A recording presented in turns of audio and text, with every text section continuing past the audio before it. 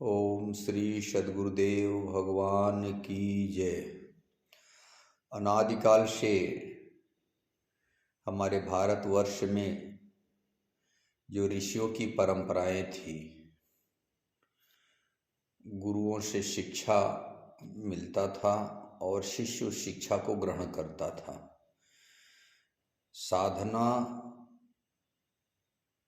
साधक और साध्य, उसी को कहा गया है विद्यार्थी, सब्जेक्ट और मास्टर।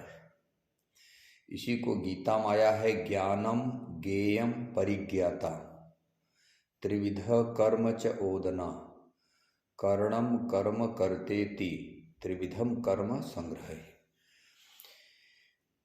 18 अध्याय के 22वां श्लोक कि ज्ञानम ज्ञेयम परिज्ञाता, पहले सद्गुरु, फिर उनके द्वारा जो उनके प्राप्त करने योग्य ज्ञेय वस्तु है, जिस स्वरूप में वो प्रतिष्ठित हैं,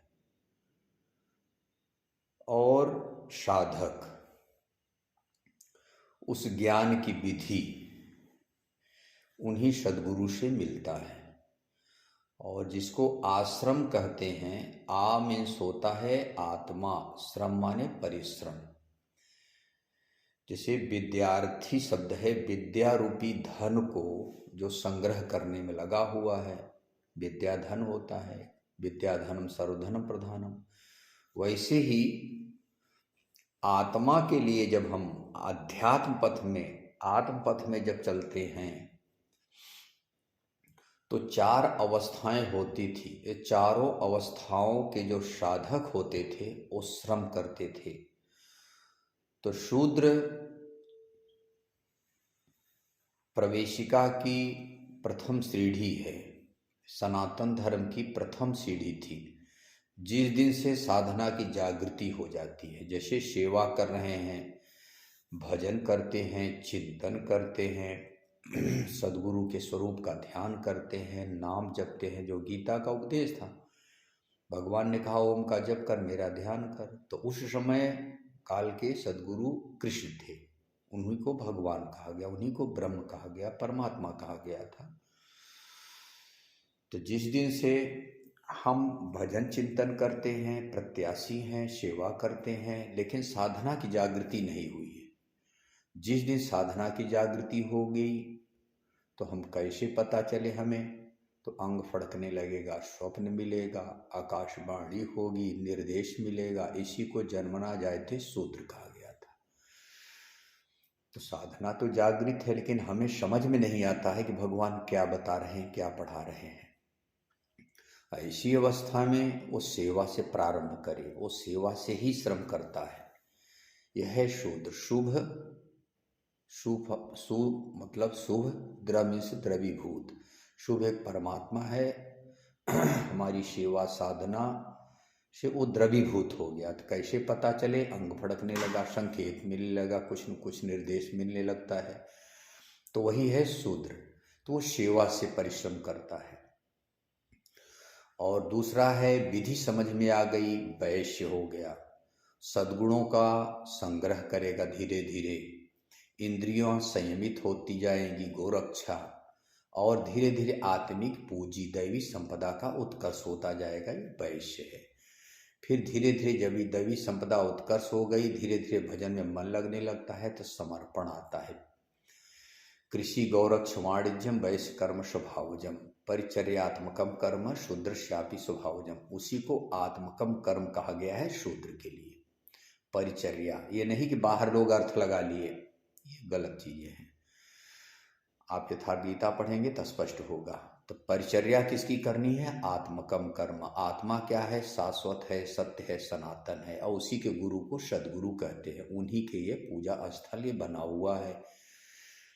तो परिश्रम हम सेवा यहाँ से करते, आत्मकम कर्म, आत्मा के लिए कर्म। तो सेवा से चालू होता है। इसी को अध्यात्म विद्या कहा गया था। दूसरा है कृषि गौरक्ष वाणिज्यम। कृषि माने होता है जैसे खेती लोग करते हैं, उचित फसल रख लेते हैं, घास फूस निकाल के फेंक देते हैं, प्रतिवर्ष खेत की हमेशा निराई गुड़ाई होता है हर फसल में। तो वैसे ही साधक को जहाँ कहीं से भी गुण मिले, अच्छाई मिले, उसको ले लेना चाहिए। यही है कृषि। दुर्गुणों को धीरे धीरे खत्म करते जाए, एक दिन गुण हो जाएंगे। इंद्रियों की रक्षा गोरक्षा है। वाणिज्य होता है आत्मिक संपत्ति का उत्कर्ष करना, दैवी संपदा का उत्कर्ष करना। जो जो दैवी संपदा उत्कर्ष होती जाएगी त्यों त्यों आपका उत्थान होते लगेगा, भजन में मन लगने लगेगा, संसार की ओर देखने का मन नहीं होगा। इसको कहा गया था वैश्य। फिर धीरे धीरे तीनों गुणों की काटने की क्षमता क्षत्रिय, ब्रह्म में विलय की योग्यता आ गई ब्राह्मण। अब पूर्ण रूपेण जब ब्रह्म में विलय हो गया, वो भी श्रम खत्म हो गया, तो उस समय शिव स्वरूप में सद्गुरु हो जाते हैं। इसी को भगवान ने कहा कि 4 वर्णों की सृष्टि मैंने की, अर्थात सद्गुरु के संरक्षण में 4 वर्ण के लोग चलते हैं। और जब तक सद्गुरु नहीं मिले हैं, लोग बाहर जो अर्थ लगा रहे हैं वो भ्रांति में पड़े हैं। बाहर शरीर से वेद व्यास के देख लो, वाल्मीकि के देख लो, कबीर के देख लो, जितने महापुरुष उच्च कोटि के हैं उनकी जीवनी देख लो, कौन से ब्राह्मण रहे हैं शरीर से। इसीलिए ब्राह्मण क्षत्रिय विंसाम शूद्राणाम च परंतपः कर्माणि प्रविभक्तानि स्वभावर प्रभुर्गुणै। भगवान ने कहा ब्राह्मण क्षत्रिय वैश्य और शूद्र स्वभाव से उत्पन्न गुण के माध्यम से उनका उत्तरोत्तर होता है कर्म का, साधना का। चारों एक ही सद्गुरु से साधना सीख करके अपने अपने स्वभाव में पाई जाने वाली क्षमता के आधार पे, शूद्र है सेवा से प्रारंभ करता है, और उन्नत अवस्था वैश्य हो गई तो दैवी संपदा का उत्कर्ष इंद्रियों का संयम करने से और सद्गुणों का अर्जन करने से, और उन्नत अवस्था आ जाती है तो तीनों गुणों को काटने की क्षमता आ जाती। जो भगवान ने अर्जुन से कहा था कि अर्जुन वेद तीनों गुणों तक ही प्रभाव डालते हैं, प्रकाश करते हैं, इन तीनों गुणों से ऊपर उठ और ब्रह्म को जान। तो अर्थात तीनों गुणों से ऊपर उठ ब्रह्म को जान, ब्राह्मण बन। तो तीनों गुणों को जब काट के हम ब्रह्म स्थिति में चलते हैं, ब्रह्म वाली क्लास में, वहाँ भी परिश्रम करना है। सब एक ही परमात्मा का भजन करते हैं। अब बाहर अर्थ लिया गा लिए कि ब्राह्मण सरस्वती की पूजा करे, क्षत्रिय दुर्गा की जय माता दी कह रहे हैं सब, वैश्य लक्ष्मी की पूजा करे, शूद्र एक ऐसा जीव है जो भगवान का भजन ही नहीं कर सकता है। तो ये बाहर का अर्थ नहीं होता है, ये अविवेकियों की देन है। इसीलिए सबसे बड़ी भ्रांति हमारे भारतवर्ष में यही है। 2 भ्रांतियां जोरदार पकड़ ली है, एक वर्ण व्यवस्था को लेकर के और दूसरा है पूजा पद्धति, देवी देवता मंदिर मस्जिद, इसमें भ्रांति है। और इसका समाधान आपको विश्व प्रसिद्ध ग्रंथ है गीता, उसी की जो अभी लेटेस्ट व्याख्या आई है यथार्थ गीता, उससे स्पष्ट हो जाएगा आपको। 2-4 आवृत्ति पढ़ लो तो कोई भी प्रश्न नहीं मिलेगा आपको, उसमें सभी प्रश्नों का आपका समाधान हो जाएगा। श्रद्धा से, भाव से अगर आप उसको पढ़ लेंगे तो कोई ऐसा प्रश्न नहीं है जो आप उसमें नहीं पाएंगे समाधान के रूप में। तो आज हम इस वीडियो के माध्यम से आप लोगों को यही बताना चाह रहे थे कि जो वर्ण संबंधी प्रश्न है, धार्मिक प्रश्न का जो बहुत बड़ा एक क्रांतिकारी प्रश्न है, वह प्रश्न का समाधान आपको हम प्रैक्टिकली दे रहे हैं। और वही चीज़ है रामचरितमानस में माता अनसुईया ने सीता को समझाया था 4 प्रकार के साधक को, 4 प्रकार की नारी बताया गया, उत्तम, मध्यम, निकृष्ट और अधम। तो ये सभी चीज़ साधना की चीज़ें हैं। 4 वर्ण, 4 आश्रम को स्वामी जी लिखे हैं। चले हरसि तज नगर नृप, तापस बनिक भिखार, जिम हरि भगत पाई श्रम, तजे आश्रमनि 4। पाई श्रम, श्रम का परिणाम जब भक्ति परमात्मा की प्रकट हो जाती तो वही वो भगवान हो जाता है। जिस दिन भक्ति की पराकाष्ठा हो गई वो भगवान हो गया। अभी 4 आश्रम की आवश्यकता खत्म हो जाती है। 4 आश्रम अलग नहीं होते हैं। ब्रह्मचर्य, जैसे जलचर, थलचर, नभचर, वैसे ब्रह्मचर्य। ब्रह्मचर्य का मतलब होता है जो ब्रह्म का आचरण कर रहे हैं।